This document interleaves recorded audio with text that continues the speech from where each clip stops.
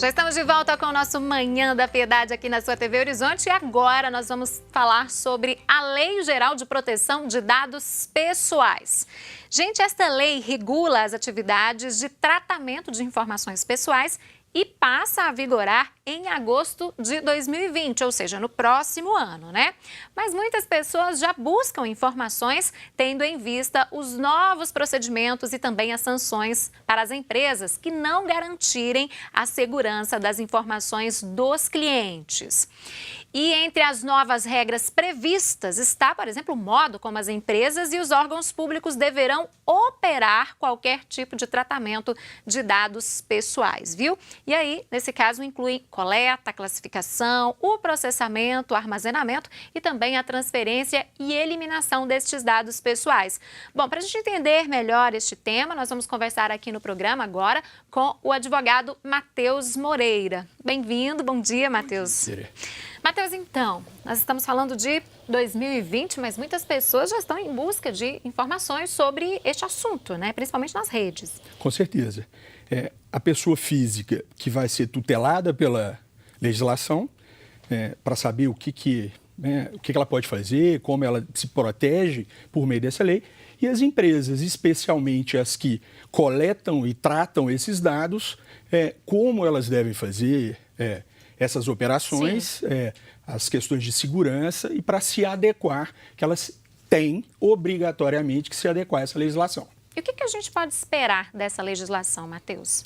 É uma legislação muito moderna, que alçou aí o Brasil ao patamar de grandes países. É uma lei inspirada aí no Regulamento Geral de Proteção de Dados Europeu, muito moderna. Então, é regular o tratamento desses dados. O que as empresas fazem com os nossos dados?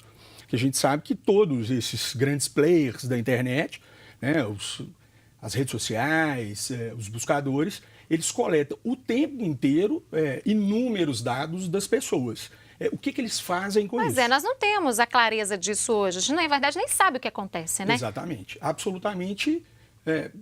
Algumas, a gente não tem nem ideia do que eles fazem. Obviamente, a gente entende e espera que esses dados coletados são transformados ali em serviços para nos beneficiar. Mas a gente não sabe exatamente o que eles fazem com isso. Quando nós estamos falando de dados pessoais, nós estamos falando de quais dados, Matheus? Todos os dados que identificam ou podem identificar a pessoa física. Nome, CPF, data de nascimento, endereço, telefone. Exatamente. Todos, então, que podem até mesmo identificar uma pessoa física. Porque, às vezes, determinadas empresas, determinados serviços de telemarketing entram em contato com a gente. Como conseguiu meu telefone? Eu nunca pedi, eu nunca passei meu contato. Esse é um problema que pode ser resolvido com essa lei também? Sim. Nós podemos, inclusive, eventualmente, a gente não sabe ainda como será essa solicitação de informações das empresas, de quais dados ela tem ou como elas obtiveram esses dados nossos, mas a gente pode, por meio dessa lei, certamente dizer que eu não quero que você trate dados sem a minha autorização, é um princípio fundamental da legislação, e descobrir, inclusive, como é que ela obteve aquela informação por cruzamento de dados com outras empresas. Agora, por parte dessas empresas, né, que têm já os nossos dados, quais são os cuidados no dia a dia, na operação delas, que elas terão que adotar? Será necessária a criação de um setor específico com novas funções dentro deste setor, Matheus? Sim, é uma exigência da lei. Tem a figura do encarregado de dados. É uma pessoa dentro de uma organização que coleta e faz tratamento de dados. Essa pessoa ela tem que explicar, gerir, interagir com outros, com órgãos fiscalizadores ou com outras empresas, responder sobre incidentes de segurança, que é uma questão muito importante da lei. O sujeito dentro da empresa que toma conta, essa figura que toma conta deles, gere esses dados, ele inclusive a empresa é obrigada a informar sobre incidentes de vazamento. Né? Então, ou seja, a vulnerabilidade do sistema de segurança também? Da própria empresa. Da própria empresa. É um item que a atenção vai ter que ser redobrada. Absolutamente. Inclusive, temos recentes casos de vazamentos e, na verdade, todos os dias temos incidentes de vazamentos de dados. E essa legislação é exatamente para regular também o que se fazer com relação àquela empresa que teve um incidente de vazamento de dados. Para estudar cada caso também, né? Sim, sim. E o que se espera da fiscalização nessas empresas, Matheus? Bom, a gente tem um relativo problema, que tem uma discussão acerca da criação da Agência Nacional de Proteção de Dados. Sim. E aí a discussão quem fará parte dessa agência? É o governo? Isso não está claro ainda. Absolutamente. A medida provisória recente autorizou a criação, que foi um veto do ex-presidente. Do ex-presidente, sim. Mas obrigatoriamente terá que ser criada a agência. O que a gente não sabe é quem vai fazer parte da agência. Como que vai ser essa composição? Exatamente. E aí o que se esperar também da agência. Agora nós estamos falando aqui em agosto de 2020, né? Aí a gente pensa, nós estamos no finalzinho de maio de 2019, mais de um ano. Mas não é não, o tempo passa muito rápido, né, Matheus? Certamente. As empresas já podem adiantar alguma situação internamente para se adequarem a essa nova legislação ou é preciso esperar estar tudo resolvido, tudo aprovado? Absolutamente. Já tem empresas que já estão na frente, obviamente os grandes players, eles já têm serviços de compliance, né? Sim, termo, sim. É uma adequação às normas que regem aquele setor em que ela trabalha. Então, elas já devem ou já deveriam ter procurado escritórios de advocacia, empresas, né, de compliance ou que tratam dados ou que vendem segurança de dados para se adequar à legislação. Então, a figura jurídica é muito importante para auxiliar ali internamente essas empresas neste momento. Sim. Nesse momento e depois da entrada em vigor também, Sim. né? Fazer um acompanhamento. Principalmente por causa dessa figura aí do encarregado de dados. O que se esperar dessa pessoa, qual a formação desse profissional dentro de uma empresa? Ele deverá ser um advogado, um analista de sistema, um técnico em segurança. Então, isso tudo é uma construção para que a empresa consiga ali se adequar à legislação para responder aos incidentes, cuidar, inclusive, do patrimônio, do ativo dela, Sim. que são os dados dos clientes, e frente ao mercado consumidor. Certamente, se você trata ela como uma empresa que tem dados de seu cartão de crédito, do seu CPF, e você sabe que teve um incidente de vazamento e ela não tomou nenhuma providência, certamente você não vai contratar com aquela empresa novamente. Né?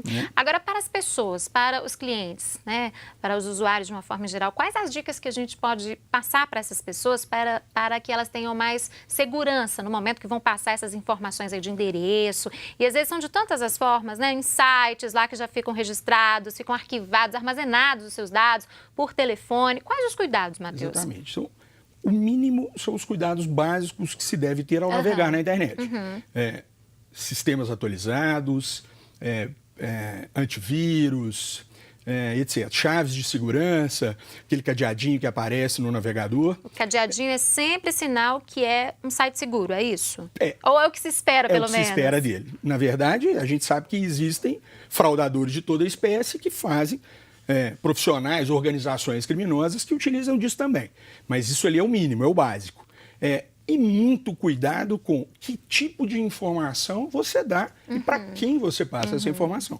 A gente sabe que navegando aí facilmente uma rede social, você consegue obter inúmeros dados de uma pessoa, sabe aonde que ela trabalha, onde ela estuda, mães, na ânsia de postar foto dos filhos, postam foto com uniforme de colégio. Ou marcam o momento. Placa de carro. Então, infelizmente, muitas vezes o próprio usuário de internet, ou o próprio ali, tutelado pela lei de proteção de dados pessoais, ele mesmo oferece risco a ele. Ele facilita ele tudo, entrega né? ao mercado muitos dados, muitas informações, em que facilitam esse encontro, até chegar a essa pessoa. Tem um pouco de maldade, então, Sim, principalmente certamente. com as redes sociais, né? Certamente. Matheus, e essa questão de digitar o CPF? A gente já teve algumas polêmicas, né? Tivemos vários casos aí das pessoas, no momento que vão fazer o pagamento das compras, né? O atendente pede lá, digita o seu CPF.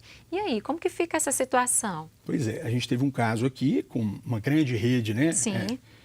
De drogarias e etc., que o mais interessante de se analisar era, você chegava, normalmente você vai ao balcão, ele pede seus dados, porque às vezes você tem um desconto de um laboratório. Se o CPF estiver cadastrado ali, né? Ok. Isso aí, fica claro. naquele atendimento, você sabe que o laboratório, que muitas vezes você mesmo fez o cadastro, te entrega um desconto, que isso fica claro aí. Aí você chega lá no caixa, novamente o atendente fala, digite seu CPF. Aí eu mesmo perguntei algumas vezes, para quê? Eu também já fiz essa pergunta. Por quê? Ah, não é obrigatório. Falei, bom, se não é obrigatório, A eu não vou informar. pergunta deveria ser diferente, né? Você quer digitar o seu CPF para isso, isso, isso? Deveria ter uma explicação que não tem. E não é claro exatamente o que esse sujeito, ou que essa empresa, ou se ela vendia essa informação para alguém, porque ali ela tem o histórico de todas as compras que você fez naquele estabelecimento, ela pode identificar muitas vezes um tipo de doença. E aí a gente pode pensar o seguinte, uma drogaria, uma grande rede de drogarias, se associa a um plano de saúde e ela vende, ou eles trocam esses dados, e aí eu quero migrar de plano de saúde, a operadora vai lá e fala, vamos ver o histórico de compras. Perfeitamente. Olha, eu acredito que essa pessoa tem uma doença X, eu não vou contratar com ela. Então ela é discriminada por isso. Por causa disso. E a pessoa nem sabe que está se fazendo esse estudo da vida dela, né? E não se sabia, nesse caso específico, o que era feito. Isso não foi explicado para ninguém. Houve um termo de ajustamento de conduta, a gente tem o Ministério Público do Distrito Federal, faz um trabalho excepcional no Brasil de proteção, de tutela, a palavra é essa. Ele investiga esses casos, ele fez um ajuste, um termo de ajustamento de conduta com essa drogaria e ela descumpriu. E ela levou uma multa, que está sendo discutida, obviamente, no judiciário, de 50 milhões de reais. Ou seja, quando a pessoa chegar, então, em determinado estabelecimento e pedindo para digitar o CPF, a dica é perguntar sempre para quê, né? Sim. E quando falam, é porque eu preciso dos seus dados para colocar na nota fiscal? Bom, na nota fiscal pode ser, sim, uma liberalidade da empresa, falar, não, ok, eu vou oferecer esse dado, porque a gente tem um cruzamento de dados com a Receita Federal. Mas também não sabemos ao certo o que a Receita Federal faz com essa informação da pessoa física. Mas, enfim, o cupom fiscal que sai normalmente no balcão de uma empresa, né, de um atendimento, de uma drogaria, etc., ele não é obrigado a registrar o seu CPF. Ou seja, então, você não é obrigado a entregá-lo. Ninguém é obrigado. Absolutamente. Né, digitar o CPF e deixar lá com a empresa. Absolutamente não. Tá certo. Matheus, muito obrigada por ter vindo novamente aqui ao programa. Volte sempre. Eu que agradeço. Obrigado. Bom dia. Bom dia. E agora nós vamos fazer mais uma pequena pausa. Voltamos daqui a pouquinho. Não saia daí.